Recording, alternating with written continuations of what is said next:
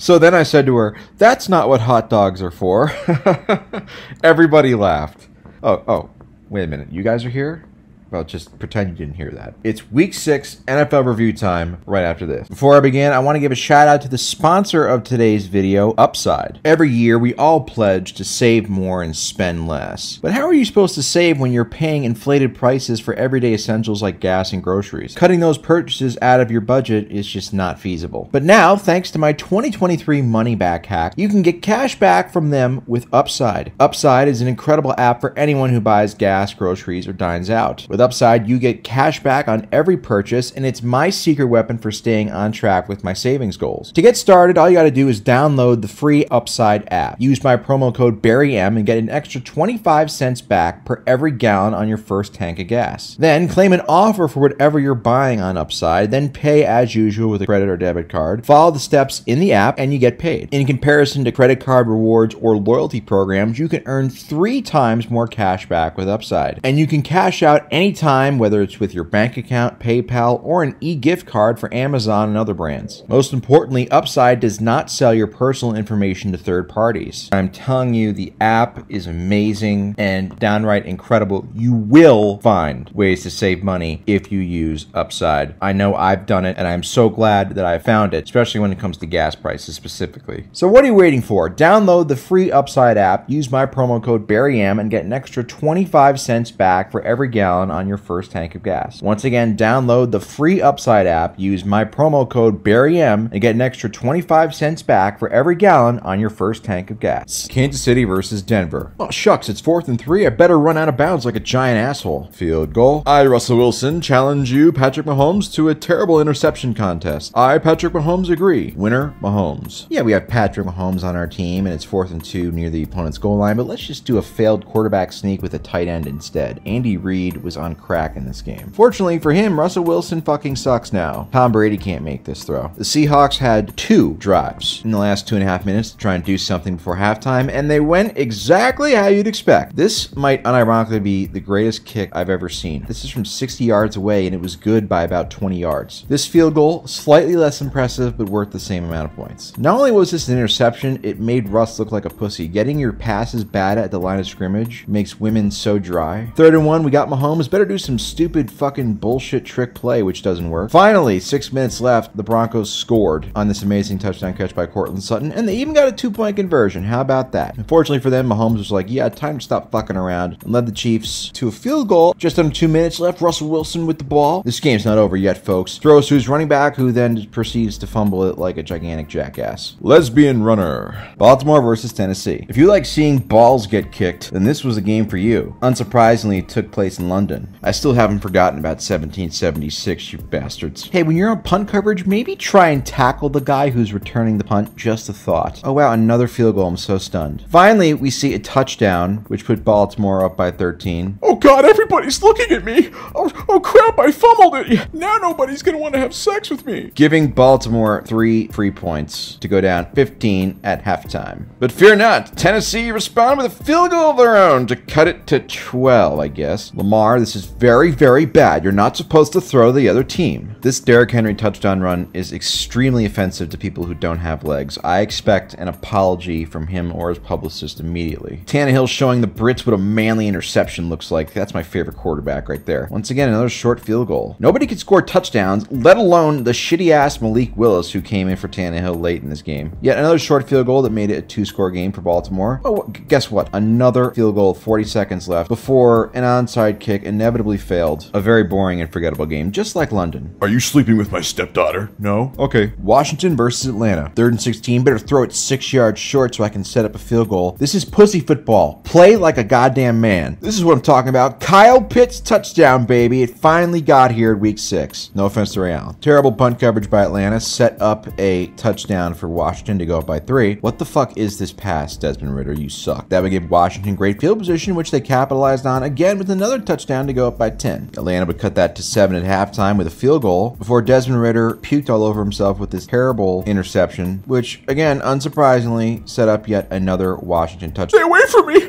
Oh my god! Hey, wait a minute. That's not Kyle Pitts. What the fuck kind of bullshit is this? Yeah, you deserve to not make the 2-point conversion after that. Which, by the way, why are you going for 2 here? Take the extra point, you idiots. Incredible catch here by Drake London, but it amounted to absolutely nothing because Ridder threw the worst fucking interception I've ever seen. It happened in the end racism end zone, so it's really more like 5 interceptions in one. Atlanta would get 2 more chances, down 8, to try and tie the game, but the first one was turnover on downs, and the second one was, well, yeah, just look at this. Fucking terrible. What the fuck are you even throwing to? First of all, why didn't teams do this against Tom Brady for 20 years? Barstool Big Cat is upset. Cleveland versus San Francisco. The game started off as everybody expected, with San Fran taking a daughter-dating approved touchdown 7-0 lead, and Cleveland throwing an interception because Groper Cleveland was out for the second straight week. Cleveland smartly left the door open, which caused this field goal to blow to the left. But oh, wait a minute, Kyle Shanahan had a few tricks up his sleeve to force a missed field goal of Cleveland. I hope these quarterbacks feel like massive vaginas for throwing 10 yards short of the sticks on 3rd and 4th down. San Fran went up 10-0 midway through the second quarter, but Kareem Hunt provided the punch and kick that Cleveland needed to get on the board. Fast forward to the second half, here's a great throw and catch for a large game, but the drive ended only in a field goal to tie the game at 10. This is why Brock Purdy was a 7th round pick last year. And this is why he wins a lot, because his defense is awesome and bails him out, holding Cleveland to just 3 points. Thanks to another horrible throw from PJ Walker, San Fran was set up with a short field, and Purdy led San Fran on a Tom Brady and touchdown drive to take a 17-13 lead early in the 4th. Cleveland would cut into that with a field goal to make it 17-16, but they would get a stop and eventually take a 19-17 lead on a field goal. But then Brock Brady led San Francisco into field goal range with a chance to win the game, but unfortunately this number 4 doesn't have Vinatieri on the back of his jersey. And San Francisco still has a shit problem on the streets, literally. Houston versus Nolans. What a fucking douchebag missing this field goal. That's what you get paid to do, buddy. Stop the presses. CJ Stroud finally threw an interception in the NFL. I can't believe this. I thought he was going to go his entire career without throwing an interception. But fear not, he responded with a touchdown to put Houston up 7-0 before Derek Carr did what he does, which is tease everybody with this amazing touchdown pass to tie it. Absolute dime here from CJ, which led to a field goal, disappointingly. Another dime from CJ, which led to a touchdown this time. Yay! Put Houston up 17-7. But Nolans was not to be silenced, making field goal to make it a 7-point game at halftime. Two teams would engage in a violent and bloody field goal battle in the third quarter. It looked like New Orleans would cut it to 4, but their kicker, who looks like he's 13, missed a 29-yard field goal attempt, which is inexcusable. Great catch to come back for the ball. 4th and 4, I don't know, folks. I don't know. Why are you checking this down? Why? Why? Fortunately for Derek Carr, he would get another shot, but it didn't amount to anything as New Orleans turned it back over on downs to lose 20-13. Derek Carr offering CJ Stroud some of his eyeliner. Class act despite the loss. Dolphins versus Panthers. The game was delayed several hours when they couldn't fit Bryce Young's booster seat into the stadium. Fortunately, they were able to eventually, and the game started, with Carolina coming out with a vengeance, going up 14-0 early on the heavily favored Dolphins before the Dolphins did what they do, which is put up a shitload of points. Like I said last week, there need to be more fake punts in the NFL. To a throwing back against the grain for a touchdown to make it 14-all. Beautiful, deep touchdown pass to 8-time Father of the Year winner Tyreek Hill to go up by 7. Classy move by the Panthers to let a Special Olympics kid kick the field goal. Unfortunately, it was no good. This allowed the Dolphins to expand their lead to 14 midway through the third quarter. Bryce Young, 4th and 1. I usually don't mind throwing deep, but you only need 1 yard, bro. I mean, come on, be smart. And of course, the Dolphins continue to do what they do, which is go up by 21. At that point, Bryce Young said, "Please, guys, tackle me. Oh, God, tackle me harder. Yeah." Turning the ball over a bunch. Mike Young, in at quarterback for the Panthers, threw this incredible touchdown pass to cut it to 14 with 4 minutes left. The onside kick unsurprisingly failed before the Dolphins capped off the game, doubling up the Panthers with this touchdown run, 42-21. Mike McDaniel aligning himself with Third Reich. Wow, you really hate to see a fall from grace like this. Jacksonville versus Indy. The Colts took a 3-0 lead early, but that's about as good as it would get for them. The Jaguars responded with a touchdown to go up 7-3. Gardner Minshew would fumble, setting up the Jags with a short field, no offense Tom Brady, which they capitalized on to go up 14-3. There's a dime right here by Trevor Lawrence, although it amounted to nothing. Gardner Minshew felt bad, so he decided to give the ball right back. Lawrence then proceeded to expand the lead to 18 before the Colts kicked field goal to make it a 15-point game at halftime. Minshew was not done throwing interceptions, folks. The Jags used his interceptions to make it a 3-score game. And then a 4-score game. Great throw here. A little bit late for that, don't you think, though, Gardner? The game might be over, but stats will be padded. Both good and bad, as Lawrence throws an interception up 18. That's going to hurt. Blake Bortles would have thrown a touchdown on this play. I know it. Still, it didn't hurt because the Colts were able to cut the lead to 11 before the Jaguars expanded it back up 14. The last chance the Colts had on 4th and 17, Minshew overthrew everybody, but at least he didn't check it down. So for me, the interception shouldn't count before the Jaguars just did some window dressing, making it a 17-point game. CJ Beathard thanking Jesus Christ for dying for his sins. Wait a minute. Actually, that's Gardner Minshew. Never mind. Minnesota versus Chicago. After 2 back-to-back incredible games, Justin Fields looks back to normal, taking a bunch of ill-advised sacks. Early on, it didn't matter because his defense was holding strong as the teams engaged in a field goal battle. Kirk Cousins does all that preparation during the week just to throw passes like this. What the fuck are you doing? That gave the Bears great field position for a field goal, which they used to tie the game. Nobody makes fun of how I throw, said Cousins as he threw this tipped interception. But Justin Fields was very generous, giving the ball right back on another terrible interception, which Kirk then scored off of, put Minnesota up 6, but the extra point was blocked. It really wouldn't matter though, because Justin Fields stinks, and he was not able to finish the game due to injury. So Tyler Bagent, a Madden creative player, took his place and immediately gave up a fumble return for a touchdown, which essentially sealed the game. Way to go, asshole. You had one job, which is to make field goal, and you couldn't do it. This gave Chicago extra life, which they used to cut the lead to 6 points with 7.5 minutes left. When it's 3rd and 20, you just gotta throw a 5-yard check down. Jesus, this just kills me. Yeah, this might be an interception, but you know what? He threw the ball deep. That's better than a check down in my book. The NFL needs to not count interceptions like this against quarterback stats. Cincinnati versus Seattle. Seattle pounded it in early on, yeah, baby, to go up 7-0. But Joe Stool responded with a touchdown pass, and then another touchdown pass to give Cincy a 14-7 lead in the second quarter. Ridiculous throw here by Geno Smith. Unfortunately, it was not a great day for Geno. Seahawks would cut it to 4 just before halftime. Joe Burrow did all this running around and shit just to throw a pass 5 yards short of a first down. This is disgusting. What a fucking noodle arm. Absolutely zero velocity on this throw, but he threw it deep, so I can't hate too much. And it didn't even matter because Geno decided to give it right back. Again, it wasn't a check down, so I can't hate too much on it, but still, come on, guys. Seattle had so many chances in this game, so many goal line drives that just ended in nothing. So many chances to win, and it just did not go their way. Another terrible throw here by Geno. Since he goes up 4, great throw by Geno, but it didn't amount to anything. 4th and goal, 2 minutes left, down 4, chance to win. Nope, take a sack. But he would get the ball back again, throw a laser, which set up Seattle near their opponent's end zone, down 4 late in the game. Wow, I've seen this story before somewhere, and it ended in shit. I'm just gonna be real. The microphone on this headset looks like a penis, and Pete Carroll's tongue is out, so that's a pause. Rams versus Cardinals. Teams exchanged a field goal ritual before Aaron Donald violently threw Josh Dobbs down. God, I wish I had a man that could handle me like that. What? Look at this asshole fumbling the punt. Arizona could only get a field goal out of it, though. They drove down the field again, and it could only get another field goal to make it 9-3. Beautiful throw by Stafford to Kupp. Shades of Tampa Bay in 2021 to make it 9-6 at halftime. Stafford then threw the hardest working touchdown pass to Kupp to give LA the lead, and they would not give it back as Stafford was just throwing dimes all over the place. The lead expanded to 7. The Cardinals had a chance early in the 4th, deep in the red zone to tie it, but the Pasternaut threw an interception. After that, the game was never close again. Just like Aaron Rodgers and his family, Dobbs gets strip sacked, gives up the ball. LA went up 26-9, which ended up being the final score. Hey, look, it's Elon Musk. Raiders versus Bill Belichick. Oh, great, another field goal. This game is so boring. Holy fuck, what a hit. And yet it was wasted because Mac Jones is garbage. The most sexy touchdown throw in the end racism end zone by my husband, Jimmy Garoppolo. Hey, look, it's New England scoring points. Very rare. Mac, you have no arm strength. You tried this throw against the Cowboys a couple weeks ago. Do you ever learn? I guess not. Vegas goes up 10 at halftime, but the bigger story was that Jimmy Garoppolo left the game early with an injury, and I'm pretty sure he's dead, which means that, once again, I am saying rest in peace, my love. Patriots would score a touchdown, again, very rare, to make it 13-10. In honor of Jimmy, Brian Hoyer threw this amazing deep throw. He certainly didn't learn this from backing up Tom Brady. Vegas would drive the ball into the red zone, but had to settle for several field goals as New England's offense continued to do nothing until a couple minutes left where they did what they do best, which is a fake comeback, cutting it to 2, getting the ball back before Mac Jones shit his pants, taking a safety, ending the game. Oh God, what if Belichick smells that I shit my pants? Okay, act cool, Josh, just act cool. Detroit versus Tampa Bay. Tampa Bay was wearing their creamsicle uniform Transforms, which is offensive to fat people who enjoy eating creamsicles. This display of fat phobia ended up being the bad karma that the Buccaneers deserved. It was a close game early on before Goff scored a touchdown on this check down, which pisses me off because now this is just going to encourage more teams to do it. Do not do this, please. Throw the ball deep. I can forgive a lot of things, but making Dan Campbell sad is not one of them, goddammit. 10-6 game midway through the third. Finally, a deep throw to Jameson Williams, who's either suspended or catching long touchdowns and no in between. 14-point game, 11 minutes left, plenty of time. Baker Mayfield, what do you got? You got nothing because Bakery is closed today as the Lions coasted to a relatively easy 20-6 win. God, look at Dan Campbell's deltoids. Alpha male, Jets versus Eagles. All right, let's get this shit over with. I know you've been waiting for this one. We took an early 7-3 lead before Jalen Hurts' receiver, Dallas Goedert, fucked him here. This should not be an interception against Hurts. Oh, hey, great. We went up 14-3. I haven't seen a Swift get banged this much in New York since Travis Kelce was there. The Jets had a bunch of field goals. The Eagles fumbled. Just a fucking terrible game for the Eagles all around as the Jets continued inch closer and closer. Devonta Smith was dog shit. The defense was all right. I mean, giving up 12 points to Zach Wilson is whatever, but they did well enough to win. And it looked like they were going to win. Hurts gets hit as he throws here. He was throwing deep too, so again, this doesn't count. He had 3 picks on the day. Only one of them was his fault. This was a great throw. I thought the Eagles had the game in the bag here, but unfortunately, Jake Elliott decided to be a dick and missed his 38-yard field goal. But I have no fear, Zach Wilson gave the ball right back, and Jalen, what the fuck, bro? Seriously, this is literally the worst thing you could have done. I've been your biggest defender, and this is how you repay me by throwing a terrible interception? It was so bad, I didn't even care that the Jets scored. I wanted the Jets to score. Do you know how fucked up that is? He got the ball back, and they still couldn't do anything. Embarrassing loss, but hey, it's better to be 5-1 than 1-5 is what I say. No, I'm not crying. Why would you say that I'm crying? Buffalo versus the Giants. Oh wow, the Giants in another primetime game? Let me go grab my shotgun and put it in my mouth. This game was basically as low scoring as everybody would expect, despite the fact that Daniel Jones was sidelined for being excessive ass. The Giants had a 6-0 lead when Josh Allen threw an interception, and Tyrod Taylor led them deep into Buffalo territory right before halftime, where they completely botched the clock. Personally, I found this sequence to be pretty fucking funny because it ended up fucking them later, especially at the end of the game, spoiler alert. Buffalo went on a drive that was like 17 plays or something, and finally on this amazing touchdown took the lead. The Giants fought back using the ground to kick a field goal to take a 9-7 lead, but Josh Allen just decided to pull shit out of his ass. No offense to Odell, including this throw, which was amazing, for a touchdown to go up 14-9, but there were 4 minutes left. The Giants had 2 chances at it. The first one did not work. They got a second chance though when Allen completely choked on this open throw, which would have sealed the game. And then the kicker did an amazing Scott Norwood tribute for the second time. Tyrod led the Giants all the way down to the field. They got an untimed down from the 1-yard line, and honestly, this was a defensive pass interference penalty. But hey, this was not called, and it was literally 100 times worse than the call that sealed the Super Bowl for the Chiefs